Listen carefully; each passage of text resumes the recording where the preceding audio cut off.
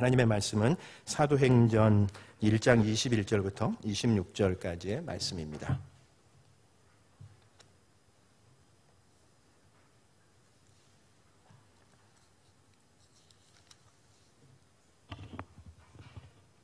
신약성경 188페이지입니다. 사도행전 1장 21절부터 26절까지의 말씀 찾으신 줄 알고 저하고 한 절씩 나누어서 교독하겠습니다. 사도행전 1장 21절부터 26절 말씀입니다. 이러함으로 요한의 세례로부터 우리 가운데서 올려져 가신 날까지 주 예수께서 우리 가운데 출입하실 때에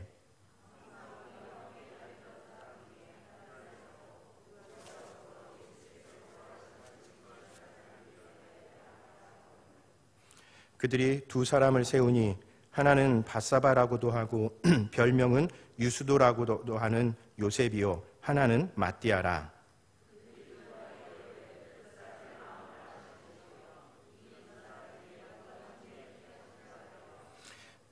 봉사와 및 사도의 직무를 대신할 자인지를 보이시옵소서. 유다는 이 직무를 버리고 제 곳으로 갔나이다 하고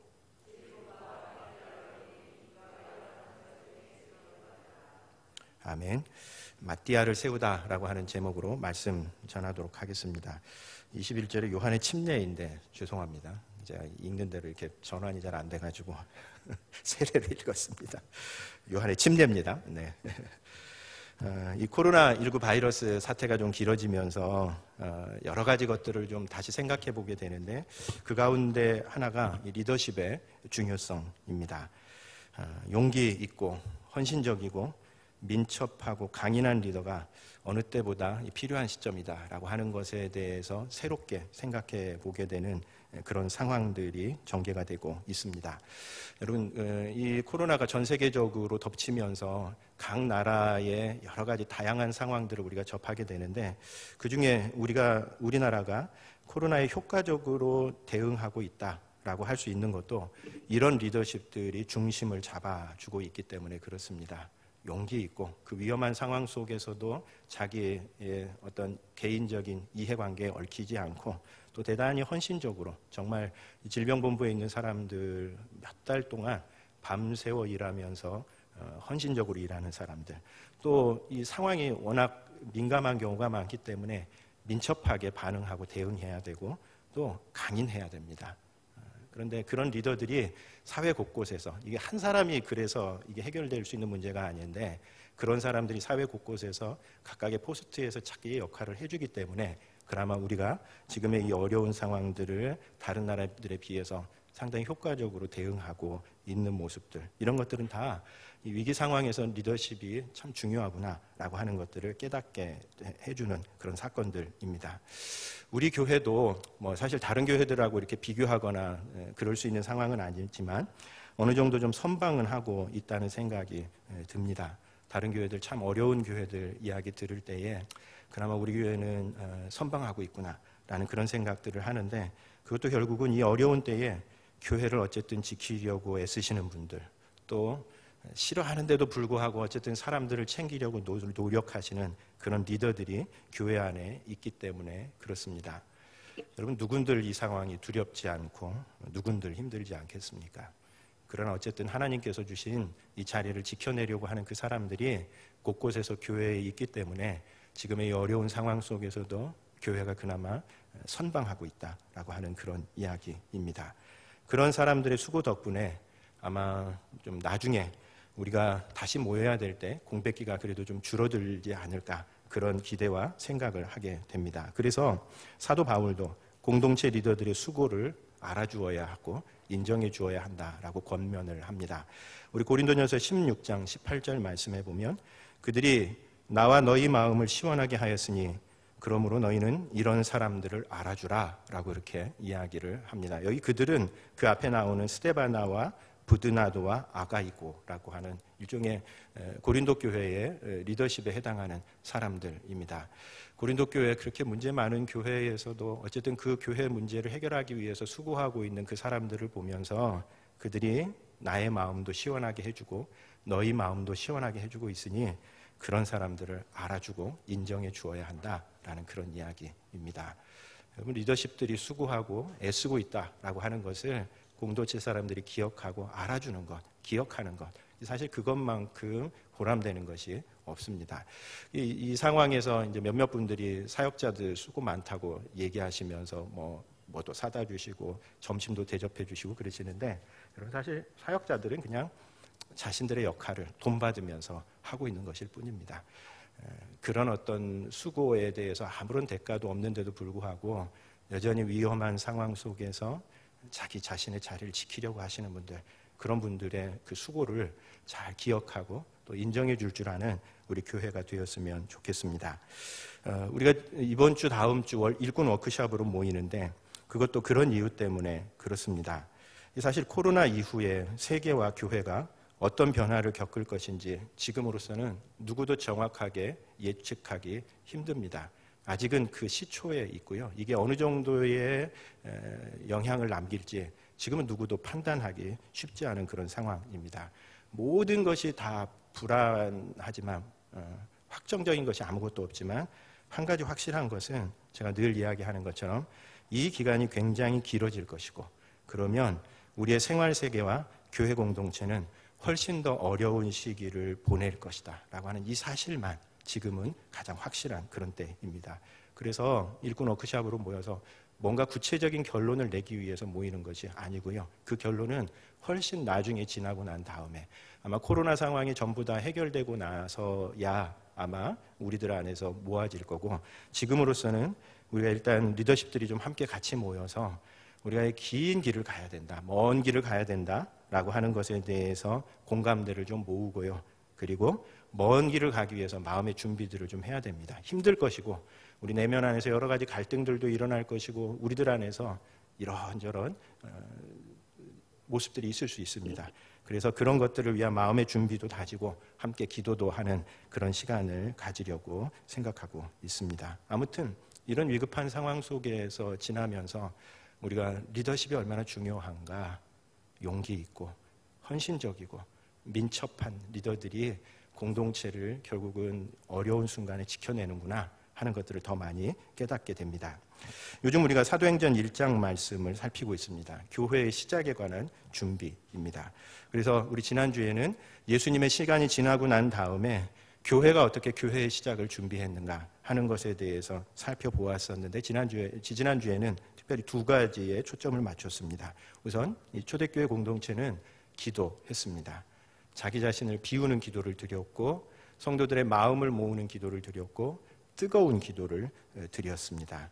그래서 마치 하나의 거대한 용광로와 같이 우리 용광로에 들어간 모든 철들이 거기에 다 녹으면서 불순물들이 전부 다 사라져버리고, 그리고 그 용광로를 통해서 이제 원하는 모양대로 어떤 그 물건을 만들 수 있듯이 초대교회 성도들이 바로 그런 모습이 된 겁니다. 이제 하나님께서 빚어 가시고자 하시는 대로 얼마든지 빚어질 수 있는 그런 준비가 바로 그런 기도를 통해서 마련되었습니다. 그리고 두 번째로는 이 가룟 유다의 문제를 다루셨습니다. 기도하는 가운데, 그렇게 초대교회 성도들이 뜨겁게 기도하는 가운데 하나님께서는 베드로를 통해서 가룟 유다의 배신 사건을 다루십니다. 여러분, 사실 이 공동체에게 있어서, 지금 모여서 기도하고 있는 이 공동체에게 있어서 가룟 유다 문제는 굉장히 가슴 아픈 상처입니다.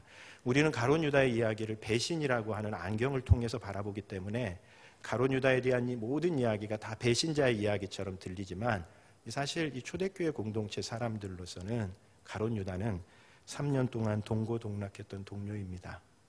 같이 그 어려운 때를 함께 보냈었던 동료이고, 특별히 주머니를 맡았던 것을 볼 때에 아주 신뢰받는 제자였습니다. 그런데 그런 제자 하나가 예수님을 배반을 했고, 그로 인해서 스승은 십자가에 달려 죽음을 맞았고, 그리고 가룟 유다 자신도 비참한 죽음을 맞아버렸었던 사건. 이 사건은 초대교회 성도들에게 배신자의 마땅한 말로로 받아들여지지 않습니다. 이 사건은 초대교회에게서는 대단히 가슴 아픈 상처입니다. 가룟 유다 이야기만 나오면 어쩌면 마음 저 깊은 곳에서 숨겨놨었던 그런 감정들이 솟구쳐 오를 수 있는 그런 사건들이었습니다. 하나님께서 그것을 잘 아시는데도 불구하고 초대교회 공동체에게 가룟 유다의 배신 문제를 직면하도록 만듭니다. 왜 그러셨는가? 우리 같으면 그 아픈 상처들은 그냥 못 본 채 하고 넘어가셨으면 좋겠는데 왜 하나님께서 지금 이 순간에 가룟 유다의 배신 문제를 초대교회 공동체로 직면하게 하겠습니까? 그것은 가룟 유다의 배신이 초대교회 성도들 안에서 해소되지 않고는, 치유되지 않고는 새로운 공동체를 시작할 수가 없기 때문에 그렇습니다. 누군가 우리 안에 배신자가 여전히 있을 수 있다라고 하는 이 사실을 안고 어떻게 한 울타리에서 공동체 생활을 해나갈 수 있겠습니까? 그럴 수 없는 겁니다. 우리 과거에서 벗어나지 못하면 새로운 세계로 절대 발을 내디딜 수 없습니다. 허물을 벗지 못하는 뱀은 죽고 맙니다. 과거의 상처에서 벗어나지 못하면 새로운 세계에 들어가도 여전히 과거의 그 발목이 잡혀가지고 새로운 세계에서 갖고 누려야 될 그 축복과 은혜를 전혀 누리지를 못하게 되는 겁니다. 그래서 므낫세와 에브라임이 돼야 하는 겁니다. 지나간 세월들에 대해서는 잊어버리고 그것에 대해서는 아픈 상처들을 깨끗이 다 씻어내고 그래야 에브라임, 하나님께서 우리를 번영하게 하시는 그런 일들이 가능해지는 겁니다.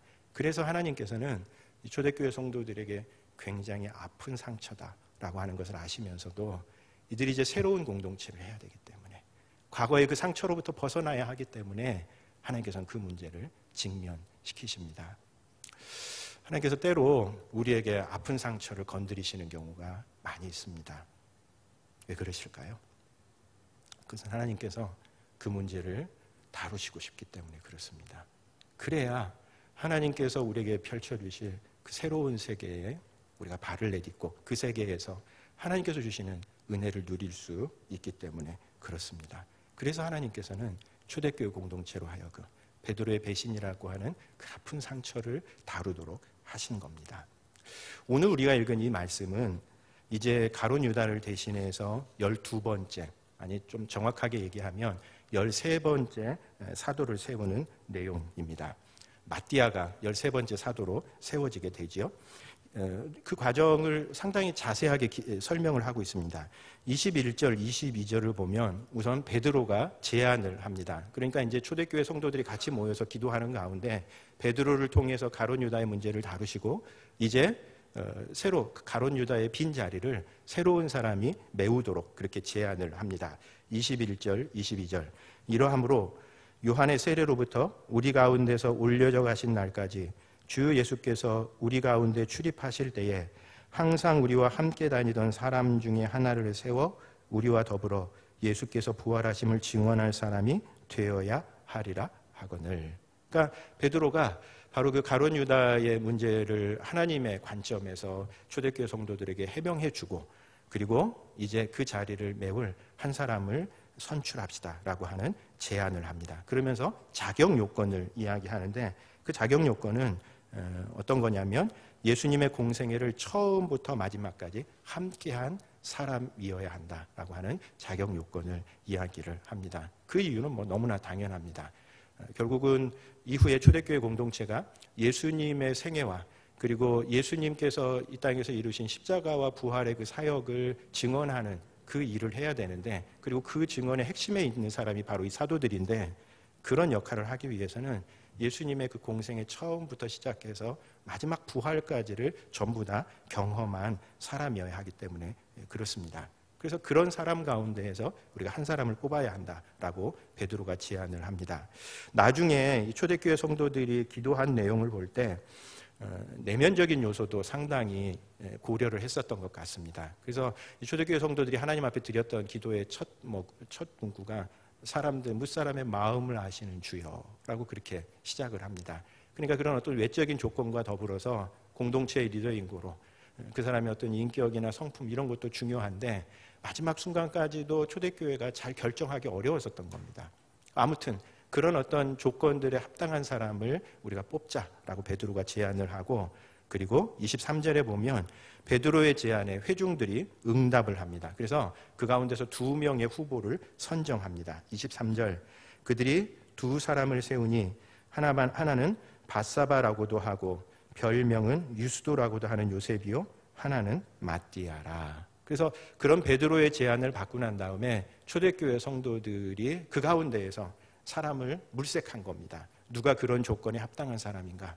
누가 예수님의 생애와 예수님의 십자가 부활에 대해서 증언할 수 있는가? 그리고 초대교회 공동체를 함께 다시 세워갈 수 있는 리더가 될 수 있는가 하는 것에 대해서 고민을 하면서 여러 가지 것들을 찾을 때에 두 사람으로 좁혀진 겁니다. 그리고 그 두 사람을 후보로 추천을 합니다. 그리고 난 다음에는 기도하고 제비를 뽑아서 마띠아를 13번째 사도로 선정을 합니다. 24절부터 26절까지 말씀. 그들이 기도하여 이르되 무사람의 마음을 아시는 주여, 이 두 사람 중에 누가 주님께 택하신 바 되어 봉사와 및 사도의 직무를 대신할 자인지를 보이시옵소서. 유다는 이 직무를 버리고 제 곳으로 갔나이다 하고 제비 뽑아 마띠아를 얻으니 그가 11사도의 수에 들어가니라 라고 그렇게 기록을 하고 있습니다. 이 두 사람이 우열을 가리기가 어려웠었던 겁니다. 다 그 외적인 조건에도 충분할 뿐만 아니라 다른 사람들에게도 상당히 신뢰를 받고 있었던 사람이었었던 거로 누가 더 좋을지에 대해서 초대교회 성도들이 판가름하기가 어려웠고, 그래서 기도한 뒤에 제비를 뽑아서 마띠아를 새로운 사도로 뽑는 겁니다. 그래서 이제 흔히 이 본문을 근거로 해서 사람을 뽑을 때는 역시 제비 뽑기가 최고야. 그냥 제비 뽑아서 사람 뽑자 이렇게 생각하는 사람들도 많이 있지만 이 본문이 갖고 있는 본래 의도를 너무 좀 과하게 읽은 겁니다. 이 본문에서 강조하는 것은 초대교회 공동체가 어떤 사람이 적절한 사람인지를 선택하기 위해서 고심을 굉장히 많이 한 겁니다. 그리고 마지막 두 사람이 남았고 이 두 사람이 누가 더 적절한 사람인지 판가름할 수 없어서 마지막의 수단으로 제비를 뽑은 겁니다. 그렇죠. 그래서 이 과정은 초대교회 공동체가 정말 최선을 다해서 뽑으려고 하는 그 노력이 가려진 채 그냥 제비 뽑아서 아무나 하면 돼. 이거는 중요한 직책일수록 절대 그래서는 안 되는 겁니다. 여러분, 다른 데서는 초대교회 공동체가 다른 공동체가 맨날 중요한 결정 내릴 때마다 제비 뽑아서 결정한 거 아닙니다. 그것이 모든 사람들이 다 합당하게 우리가 할 수 있는 노력을 다 했는데 여기서 더 이상 우리가 어떻게 결정을 내릴 수 없는 것 같다. 어떤 결정이든 하나님의 결정으로 받아들이겠다라고 하는 그 준비가 된 가운데서 제비를 뽑아야 하는 겁니다. 바로 초대교회가 그 일들을 했었던 겁니다. 지금 이 순간에 마띠아가 13번째 사도로 선발된 데에는 좀 중요한 의미가 있습니다. 우선 실제적인 필요가 있겠죠. 12명의 사도들이었는데 그 가운데서 가룟 유다 한 명이 결혼이 되었기 때문에 그런 점에서 가룟 유다로 인해 생긴 결혼을 보충해야 된다라고 하는 그런 실제적인 필요도 있었고, 또 한 가지 하나님의 구속사의 관점에서 볼 때에 예수님께서 12제자 공동체를 유지하신 데에는 예수님 나름대로의 어떤 구체적인 아주 분명한 목적이 있었습니다. 여러분, 왜 12명의 제자들을 예수님께서 공식적으로 사도들로 임명을 하셨을까요? 그것은 구약의 12지파를 대표하는 자들이라고 하는 그런 영적인 의미가 있었던 겁니다. 그런 점에서 11명으로서는 이제 새로운 공동체, 새 언약의 공동체, 구약의 그 하나님의 언약 백성들을 대신하는 새 언약의 백성들을 출발하기에는 11명이라고 하는 지도자의 숫자로는 부족한 점이 있었던 겁니다. 그래서 그런 의미에서 이 마띠아를 뽑은 것은 구속사적인 의미에서도 이제 하나님께서 우리를 새로운 언약 공동체로 만드실 텐데 이 새로운 언약 공동체는 구약에 하나님께서 하셨던 그 12지파의 공동체의 연속선상에 있다라고 하는 것을 상징적으로 보여주는 그런 사건이 된 겁니다. 그래서인지 그 다음에 바로 그렇게 마띠아를 뽑고 난 다음에 바로 무슨 일이 일어납니까? 바로 오순절 성령 강림이 초대교회 공동체에 임하게 되는 겁니다. 마치 무슨 느낌을 받냐면 이 초대교회 공동체가 이렇게 하나의 그릇인데 가룟 유다가 빠져나감으로써 흠이 생기고 틈이 생겼습니다. 이제 마띠아가 그곳을 메우니까 이제 마침내 성령께서 임하시면서 초대교회 공동체가 성령이 담기는 그릇과 같은 모양이 되는 그런 형세인 겁니다. 그래서 흔히 이 교회를 성령을 담는 그릇이다라고 그렇게 이야기를 합니다. 여러분, 그렇죠? 교회 공동체는 성령께서 그 안에 계셔야 됩니다. 교회 공동체는 그릇입니다. 그러면 교회 공동체가 성령을 온전하게 담기 위해서는 어떻게 해야 될까요?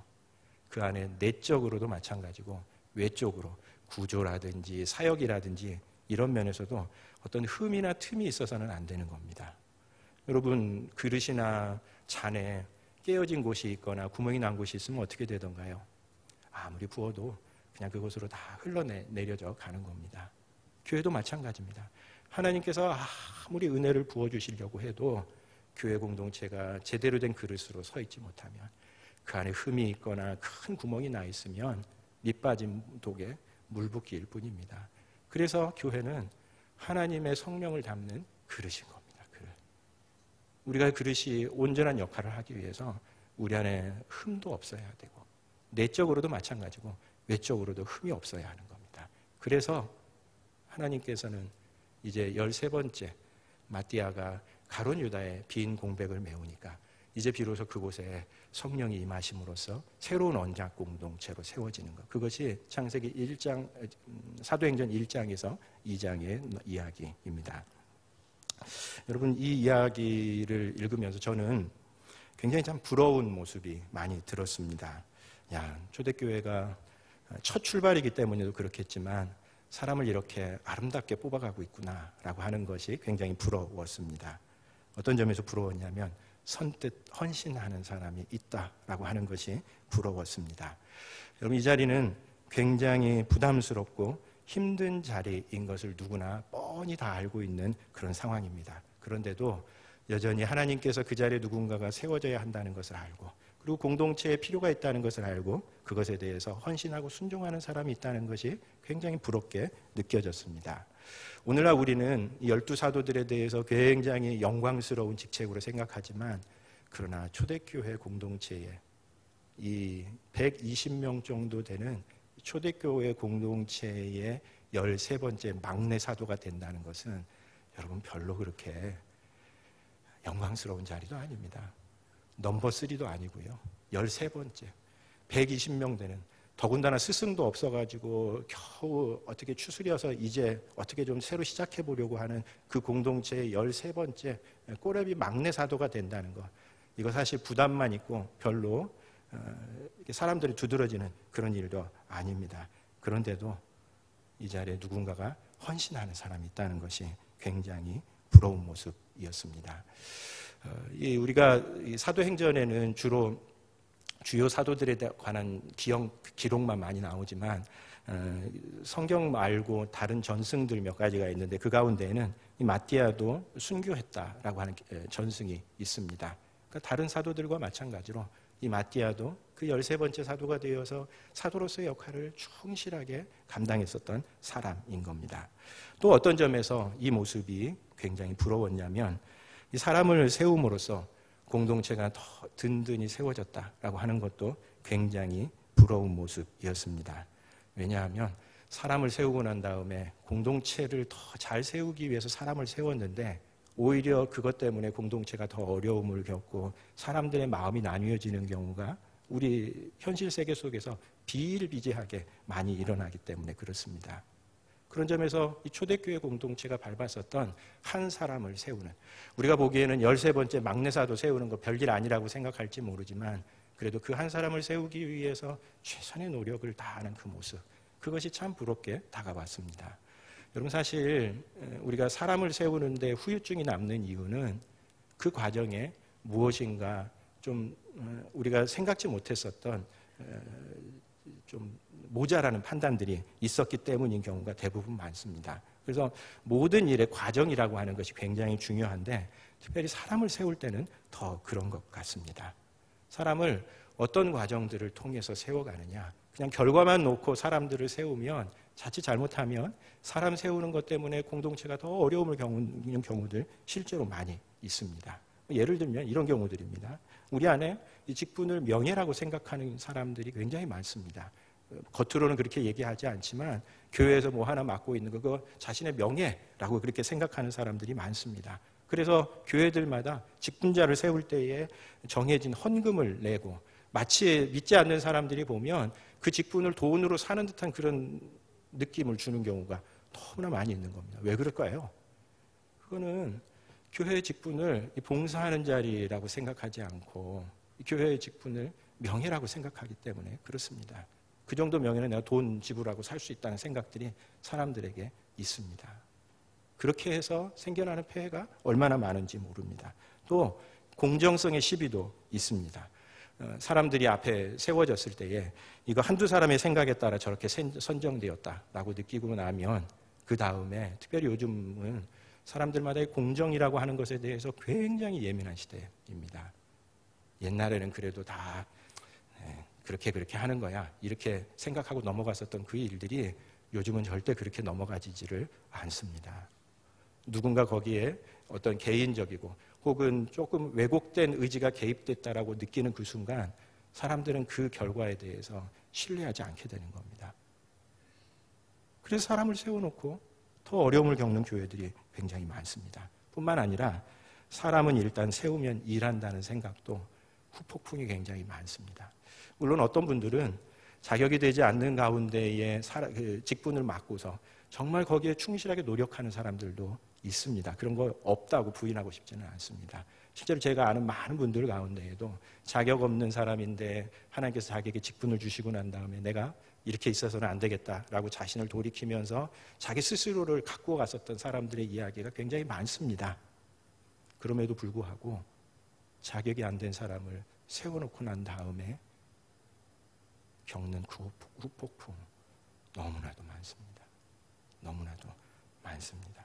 그래서 공동체를 세우자고 공동체를 잘 지켜가자고 세운 그 일인데 그것이 오히려 공동체를 어렵게 만드는 경우들도 있습니다. 그래서 아예 직분자를 없애버리자라고 하는 그런 교회들도 요즘 꽤 많이 나오고 있습니다. 그럼에도 불구하고 저는 그게 좀 형식적인 논리라고 생각합니다. 왜냐하면 여전히 교회 안에는 그 교회의 리더들을 세우는 그 과정에서 성도들이 이름을 뭐로 하든 성도들의 마음이 하나로 모아져서 사람을 세우는 이 일이 공동체를 더 기쁘게 하고 하나 되게 하는 그 일이 되어야 하기 때문에 그렇습니다. 그런 점에서도 사람이 서는 것이 이게 공동체를 어렵게 만들지 않고 사실 상식적인 이야기인데 그게 잘 안 되니까 사람을 세운 이 일이 공동체를 더욱 든든하게 만들었다는 점에서도 굉장히 부러웠습니다. 또 이 사람들은 봉사와 헌신의 자리다라고 하는 것을 알고 있었고 그것에 걸맞게 살아갔습니다. 여러분 25절에 보면 거기 지금 새로 세워지는 이 13번째 사도 당연히 나머지 앞에 있었던 나머지 사도들도 똑같죠. 나머지 사도들도 자신들이 봉사와 및 사도의 직무를 하고 있는 사람들이다라고 하는 것을 알고 있었습니다. 무슨 뜻이겠습니까? 섬기는 자리이고 사도, 하나님의 부르심을 수행하는 굉장히 책임 있는 자리다라고 하는 것을 알고 있었고 그리고 그것에 응했었던 겁니다. 명예의 자리가 아니라 봉사의 자리고 사명과 책임의 자리다라고 하는 것을 분명히 알고 있었고 그리고 거기에 걸맞게 살아갔습니다. 여기 22절에 나오는 예수께서 부활하심을 증언할 사람이 되어야 하리라 라고 하는 이 말에 이 증언이라고 하는 이 말이 마르투스입니다. 마르투스. 나의 증인이 되리라 라고 하는 그 말씀인데 여러분 이 말이 갖고 있는 또 한 가지 의미가 있다는 거 아시죠? 여기서 순교자라고 하는 단어가 나온 바로 그 단어입니다. 그러니까 자기가 경험하는 것, 예수 그리스도의 그 생애를 증거하는 그 일 때문에 설사 죽음이라도 불사하는 그 일을 할 사람이라고 하는 것을 이 사람들이 알고 있었을 뿐만 아니라 바로 이 일에 충실하게 자신들의 역할을 해나갑니다. 그래서 초대교회가 숱한 어려움을 이겨내고 그리고 예수님께서 주신 선교 사명을 이룰 수 있었던 것은 초대교회 안에 이런 중요한 때마다 그 역할을 감당할 리더들이 서서 그 사람들이 자신들의 역할을 해주었기 때문에 그렇습니다. 나중에 보면 예루살렘 교회에 엄청난 박해가 일어나서 교회가 다 흩어질 수밖에 없는 상황이 되었을 때가 있습니다. 이럴 때에 예루살렘 교회를 지켰었던 사람들이 바로 이 사도들이었었던 겁니다. 그런 점에서 이들은 자기들이 지금 어떤 일을 해야 한다는 것에 대해서 잘 알고 있었을 뿐만 아니라 그게 명예의 자리가 아니라 그것이 봉사의 자리이고 책임감만 있는 자리다라고 하는 것을 잘 알고 있었고 그리고 그 일에 충실하게 끝까지 자신들의 자리를 지켜나갔습니다. 여러분, 리더란 어떤 사람일까요? 리더란 구멍을 메우는 사람입니다. 가룟 유다에 구멍이 났을 때에 그 구멍을 메우는 사람입니다. 내 역할이 아니라고 생각할 수도 있습니다. 내 영역이 아닐 수도 있습니다. 교회 안에 그런 것들 되게 많습니다. 여러분, 교회도 하나의 생물인지라 우리 삶이 모든 것들이 다 매뉴얼대로 움직여갑니까? 그렇지 않습니다. 이곳저곳 구멍이 생길 때에 그 구멍이 안타까워서 내 영역이 아니라 할지라도 그것을 막아서는 사람입니다. 누가 알아주지 않는다 하더라도 누군가는 막아야 하니까. 그거 막지 않으면 그것을 통해서 성령의 은혜가 흘러갈 것이고 그것을 통해서 교회 공동체가 무너질 것을 알기 때문에 누군가는 막아야 한다면 내가 그것을 막겠다라고 나서는 사람들이 리더들입니다. 위험한 상황에서, 걱정되는 상황에서 자신을 돌보지 않는 사람들이 리더들이고, 그리고 그런 사람들이 위기의 상황 속에서 공동체를 지켜가는 이야기입니다. 에스겔 22장 30절 31절에 보면 거기 하나님께서 우리가 너무나 잘 아는 말씀입니다. 왜 유다 공동체를 하나님께서 결국은 바벨론에게 패망하게 놔두셨는가 하는 말씀입니다. 이 땅을 위하여 성을 쌓으며 성 무너진 데를 막아서서 나로 하여금 멸하지 못하게 할 사람을 내가 그 가운데에서 찾다가 찾지 못하였으므로 내가 내 분노를 그들 위에 쏟으며 내 진노의 불로 멸하여 그들 행위대로 그들 머리에 보응하였느니라. 주 여호와의 말씀이니라 라고 하는 구절이 있습니다. 여러분, 이 구절은 유다의 죄가 많았기 때문에 패망한 것이 아니다라고 하는 것을 명확하게 이야기해 줍니다. 한 공동체는 그 가운데 죄가 많아서 공동체가 무너지는 게 아닙니다. 공동체는 그 무너지는 자리에 하나님 그러시면 안 됩니다. 하나님 그러시면 안 됩니다 라고 하는 막아서는 사람이 없을 때에 하나님께서는 그 공동체를 무너뜨리시는 겁니다. 리더는 구멍이 생긴 자리를 막아서는 그런 사람들입니다. 여러분, 코로나 이후에 리더십은 훨씬 더 중요한 의미를 갖게 될 겁니다. 왜냐하면 우리 안에 무너진 곳, 비워진 곳이 지금도 많아지고 있고 앞으로는 훨씬 더 많아질 것이기 때문에 그렇습니다. 당장 우리의 개인의 삶 속에서 무너져 있는 곳들이, 약화되어 있는 곳들이 너무나도 많이 있습니다. 어쩌면 이 세월이 길어지면서 자신의 삶에 대해서 스스로 절망한 사람들이 많이 생길 겁니다. 우리 개인의 삶에 생겨난 공백입니다. 어떻게 해야 할까요? 누군가 거기를 막아서야죠. 자기 스스로 자기 삶을 추스릴 수 없는 사람이 있을 때에 그 사람의 그 빈 공백을 누군가는 막아서야죠. 또 우리 영성이 명확하게 약화되고 있는 것 누구나 다 인식하고 있습니다. 저도 새로운 변화라고 아무리 고쳐먹는다 하더라도 약화되고 있는 것 분명합니다. 이미 우리들 안에서 꽤 많은 부분에서 신앙의 절대적인 기준들이 꽤 뒤로 후퇴해 있습니다. 아이고, 뭐 꼭 우리가 그렇게 신앙생활 해야 되는 건 아닌 것 같더라. 이렇게 해도 얼마든지 잘 사는데 우리가 꼭 뭐 그렇게 해야 되는가? 이렇게 생각하는 태도들이 우리 안에 이미 자리 잡기 시작했습니다. 무너지고 약화되고 있는 그런 모습들입니다. 우리 선배들이 지켜냈었던 그 선을 우리는 꽤 많이 양보하고 있다는 이야기입니다. 더 심각한 문제는 그렇게 약화되고 있다는 사실조차 깨닫지 못하는 사람들이 우리 안에 점점 늘어나고 있다는 거죠.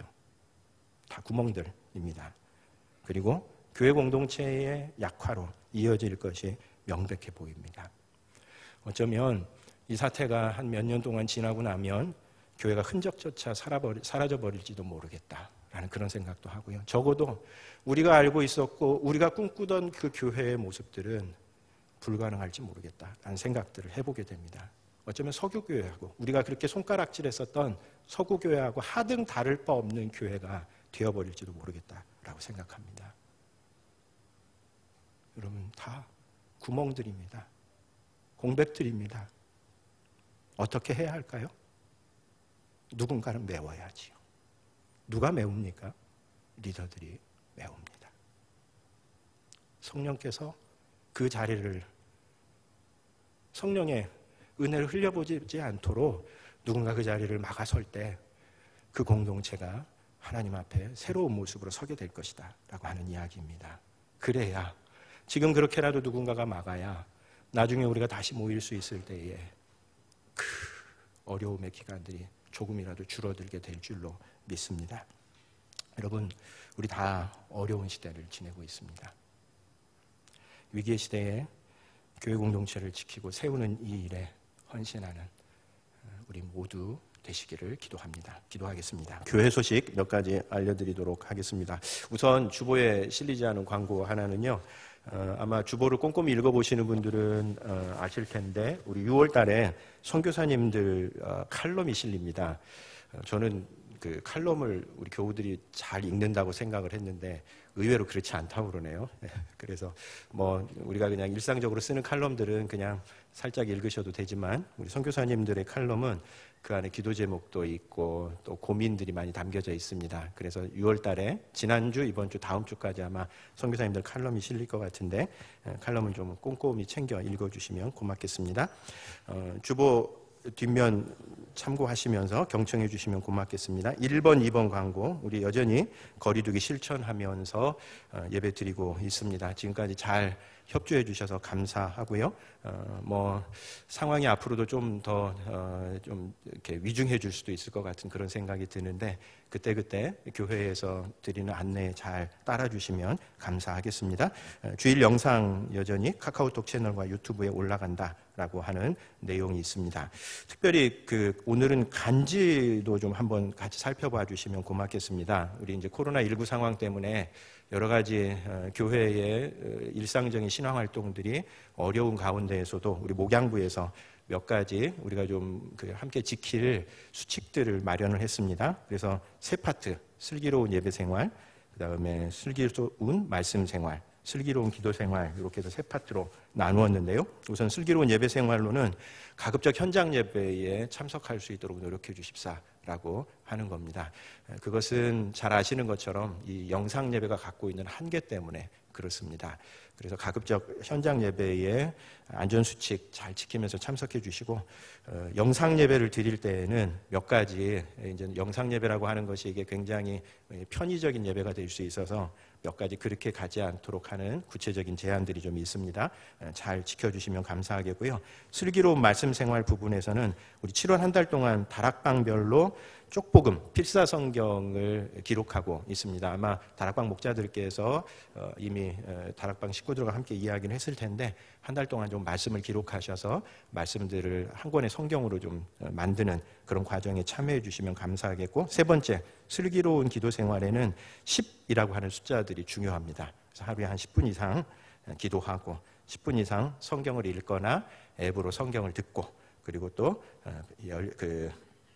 밤 10시나 자기 나름대로 시간을 정해서 꼭 공동으로 기도하는 시간을 가져주십사라고 하는 당부입니다. 잔소리라고 들으시지 마시고요. 우리의 신앙을 지켜가기 위한 우리 형제교회의 어떤 교우들의 기본적인 공동의 약속이다 이렇게 생각하시면서 잘 협력해 주시고 실천해 주시면 감사하겠습니다. 3번 광고, 우리 지난주에 말씀드렸던 것처럼 이번 주 주일과 다음 주 주일 두 번에 걸쳐서 일꾼 워크숍을 공동목회센터 주관으로 해서 진행하려고 생각하고 있습니다. 그래서 간단하게 간편식으로 서로 역시 안전거리 유지하면서 식사하고 난 다음에 1시부터 2시 반 정도까지 같이 모여서요. 우리 코로나19 시대의 신앙과 삶이라고 하는 주제를 가지고 교우들도 참여하셔도 괜찮고요. 우리 리더십들이 같이 모여서 함께 기도하고 마음을 모으는 시간을 가지려고 합니다. 우리 최희주 집사님과 김창우 집사님께서 좀 앞에서 화두를 던져주시고 그리고 우리 소그룹별로 좀 나뉘어져서 함께 의논하는 또 이야기하는 기도하는 시간을 가지려고 생각하고 있습니다. 우리 거기 공모김원들, 운영위원들 그리고 각 기관장들이라 하면 이렇게 하니까 나는 아닌가 보다 이렇게 생각하시는 분들 계시던데 제가 구체적으로 지목을 해드리겠습니다. 목양부 반장님들, 교회학교 부장님들, 우리 안수집사회, 권사회 회장단들, 우리 주로 요 기관장들이십니다.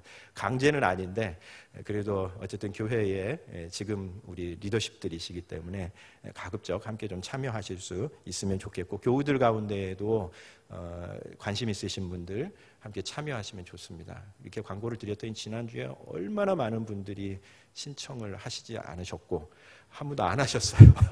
제가 보기에 아마 내가 꼭 가야 되나. 그리고 또 이 상황에서 모이는 게 좀 부담스러우신 것 같은데 교우님들은 뭐 이렇게 조금 편하게 생각하셔도 좋을 것 같습니다. 아무튼 여러와 같은 성원이 없다는 것에 대해서 좀 마음은 쓰리지만 우리 리더십들 같이 모여서 함께 좀 고민하고 기도하는 시간 가지려고 생각하고 있고요. 참여하실 분들은 혹시 계시면 사무국에 신청해 주시기를 부탁드립니다. 4번 광고, 아까 우리 간지에 있었던 그 쪽복음 만드는 거와 관련해서 필사성경 종이를 사무국에 가시면 받아보실 수 있습니다. 목자님들 가셔서 필사성경 용지 받아가시면 좋겠고요. 5번에는 우리 7월 교회 사역 일정들이 거기 나와 있습니다. 큰 이번에 우리 한가족 소식 중에 우리 유기숙 집사님 아드님이신 이인혁 형제가 오늘이군요. 오늘 7월 4일 결혼을 합니다. 본인이 굳고 교회에 알리지 말아달라고 부탁을 해서 사실 지난주에 실었어야 되는데 좀 지나고 난 다음에 실습니다. 혹시 기억해 주시고 축하해 주시면 감사하겠고요. 그 밑에 보시면 이번 주 목요일 날 새중앙지방의 목회자 원례회로 우리 교회를 장소를 좀 사용하기로 그렇게 했습니다.